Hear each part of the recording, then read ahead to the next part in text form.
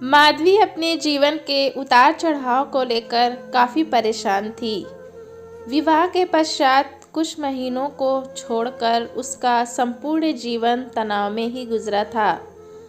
उसके माता पिता उसकी शादी जल्दी करना चाहते थे।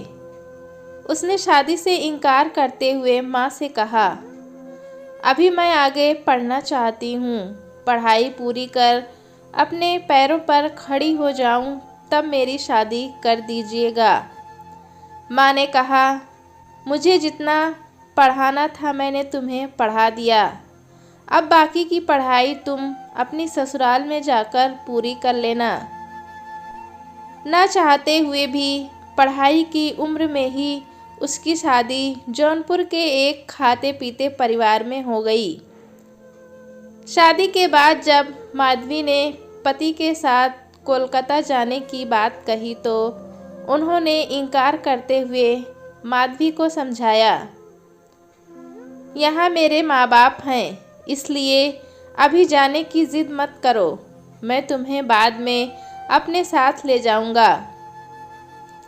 कुछ समय पश्चात मायके में माधवी ने एक बेटे को जन्म दिया। धीरे धीरे आयुष घुटनों के बल चलने लगा। तब माधवी को पुनः ससुराल बुला लिया गया। इस बार भी उसके पति का रवैया वही रहा। माधवी जब भी कोलकाता जाने के लिए कहती, वे कोई ना कोई बहाना बनाकर टाल देते थे। एक दिन माँ की मृत्यु की सूचना पाकर वो मायके आ गई। माँ का अंतिम संस्कार हो गया। 2 माह बाद एक दिन उसके पिता ने कहा, बेटी अब तुम्हें अपने ससुराल चले जाना चाहिए। पहले तो माधवी चुप रही, फिर बोली, पिताजी, क्या लड़कियां अपने माता पिता पर बोझ होती हैं? जो माता पिता उसकी शादी जल्द से जल्द कर अपना बोझ उतार देते हैं। अगर बेटी शादी के बाद कुछ दिन के लिए मायके आकर रहे तो उसे ये बताया जाता है कि ये उसका घर नहीं है, वो अपने ससुराल में जाकर रहे। क्या सिंदूर पड़ते ही बेटियां पराई हो जाती हैं? कैसी मुश्किल है, बेटियों का अपना कोई घर ही नहीं होता, ना ससुराल ना मायका। आखिर बेटी का अपना घर कौन सा है? पिता चुप हो गए। माधवी लगभग 2 माह और रही। आखिर भाई भाभी के घर कितने दिन रहती? धीरे धीरे मन मुटाव बढ़ने लगा। वो फिर ससुराल आ गई। माधवी के मन के किसी कोने में यह बात घर करती जा रही थी कि आखिर उसके पति उसे अपने साथ क्यों नहीं ले जाना चाहते। जब हर्षित आए तो उसने कहा, ये मेरा अंतिम फैसला है, या तो मुझे अपने साथ ले चलिए या फिर मेरा खर्चा पानी दीजिए। मैं अपने मायके कौशाम्बी में जाकर अलग कमरा किराए पर लेकर रहूंगी, लेकिन अब जौनपुर में किसी भी कीमत पर ना रहूंगी। हार कर हर्षित ने किराए पर कमरा लेकर कौशाम्बी रहने की इजाज़त दे दी। माधवी कौशाम्बी में किराए का कमरा लेकर अपने बेटे आयुष के साथ रहने लगी। माधवी ने उसका दाखिला अंग्रेजी माध्यम के स्कूल में करा दिया। हर्षित हर महीने घर का खर्च भेजते, लेकिन उतना ही जितने में बच्चे की पढ़ाई, मकान का किराया और घर की खानगी चल सके।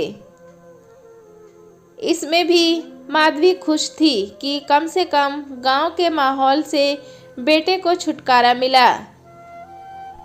एक बार गर्मी की छुट्टियों में आयुष ने पिता के साथ कोलकाता जाने की जिद की। न चाहते हुए भी वे अपने परिवार को कोलकाता ले गए। माधवी पहली बार अपने पति के घर कोलकाता आई थी। वो बेहद खुश थी। साथ रहने के दौरान उसे पता चला कि उसके पति का किसी और के साथ नाजायज संबंध है।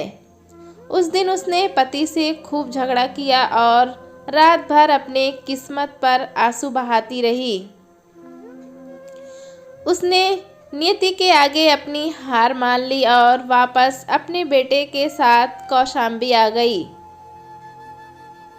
उसके सामने सिर्फ दो ही रास्ते थे, या तो पति से समझौता कर अपना जीवन गुजारे, क्योंकि उसके पति के द्वारा भेजे गए पैसों से उसके घर का खर्च किसी तरह चलता था, या फिर दूसरों के घर का चौका बर्तन कर अपने बच्चे की परवरिश करे।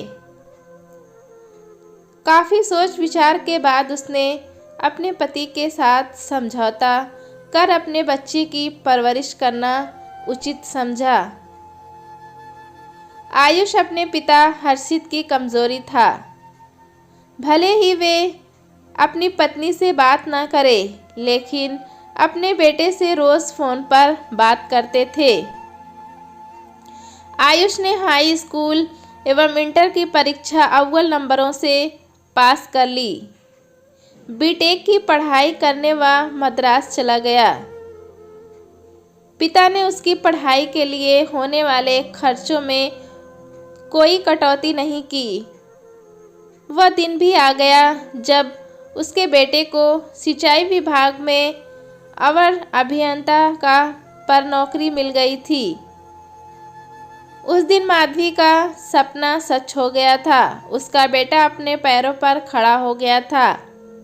अब वह किसी की मोहताज नहीं थी। हर्षित भी बेटे की सफलता से काफ़ी खुश थे। कुछ दिनों से वे आश्वस्त रहने लगे थे। एक दिन उन्होंने फ़ोन पर आयुष से कहा, बेटा अब मेरे हाथ पांव नहीं चलते, जोड़ों में काफ़ी दर्द रहता है, ठीक से चल फिर भी नहीं पाता, मैं अब तुम्हारे साथ ही रहना चाहता हूँ। आयुष ने कहा, नहीं पापा, मैं आपके साथ नहीं रह सकता। हाँ, मगर आपको पैसों की ज़रूरत हो तो मैं ज़रूर भेज सकता हूँ। ये क्या कह रहे हो बेटा? मैंने तुम्हें पढ़ाया लिखाया, इस योग्य बनाया कि तुम आज अच्छे पद पर काम करते हो, और एक तुम हो कि मुझे अपने साथ रखने से इनकार कर रहे हो। मैं तो बस वही कर रहा हूँ पापा जो आपने मुझे सिखाया। आपने भी तो मुझे अपना साथ कभी नहीं दिया था। मैं तो बिल्कुल अकेला था। सभी बच्चे जब विद्यालय में अपने पिता की उंगली पकड़कर आते थे, तब मैं अपने पिता की उंगली पकड़ने के लिए तरसता रहा। मेरी माँ आपके प्यार के लिए हमेशा तरसती रही। तब आपने हमारे बारे में कभी नहीं सोचा। पापा, मैं आपके रुपयों का कर्ज चुका सकता हूँ, लेकिन अपनी माँ के अनमोल आंसुओं का कर्ज नहीं चुका सकता। उसके बाद हर्षित ने माधवी से उसके पास रहने की इच्छा जाहिर की तो माधवी ने कहा, क्या आप मेरे विश्वास को लौटा सकते हैं जो बरसों पहले आपने तोड़ा था? क्या मेरे बच्चे का मासूम बचपन लौटा सकते हैं जिसे आपने उससे छीन लिया था? मेरी तपस्या के पिछले 25 साल जो मैंने आपके बगैर कठिन परिस्थितियों में गुजारे, उन्हें सुखमय बना सकते हैं? नहीं ना। जब आप मेरा गुजरा हुआ कल सुखमय नहीं बना सकते हैं तो मैं आपको आज कैसे माफ़ कर सकती हूँ? मैं अपने बेटे के साथ खुश हूँ। मेरा आपका पति पत्नी का रिश्ता कानूनी तौर पर भले ही ना टूटा, मगर मानसिक रूप से बहुत पहले टूट चुका है, जिसे मैं अब नहीं जोड़ सकती। इतना कहकर माधवी ने फ़ोन काट दिया। वो सोच रही थी काश उसने अपने माता पिता के समक्ष पढ़ाई छोड़कर शादी न करने का निर्णय लिया होता। अपने पैरों पर खड़े होने के बाद शादी का फैसला किया होता तो शायद उसका जीवन इतना दुखी ना होता। दोस्तों, कहानी कैसी लगी हमें कमेंट में ज़रूर बताएं। चैनल पे नए हैं तो एक लाइक और सब्सक्राइब करना ना भूलें।